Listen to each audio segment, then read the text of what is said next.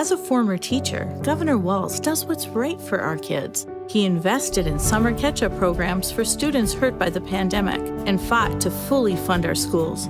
Minnesota Governor turned Kamala Harris's running mate is a former teacher with strong opinions on education.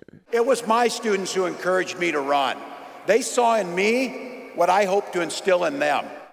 Walz is beloved by the teachers' unions. According to the Harris-Walz presidential campaign, teachers were the top profession donating to the ticket within the first 24 hours.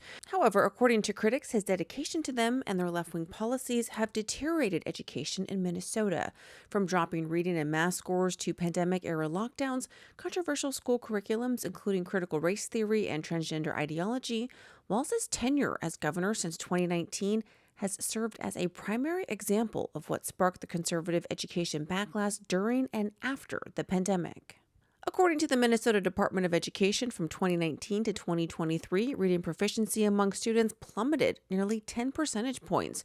Over the same period, math comprehension fell more than 10% as well. Under Walz, the Minnesota Department of Education also mandated an ethnic studies component for K-12, which has been slammed by critics as a stealth critical race theory and race-based neo-Marxism. I am a teacher, so when I see a master teacher, I know it. Tim Walz was referring to a Muslim cleric here who promoted a pro-Adolf Hitler film and posted pro-Hamas content on his Facebook. And as a teacher, Walz also took students on trips to China, which has left many concerned. Do you believe that the Communist Party has been grooming Tim Walz?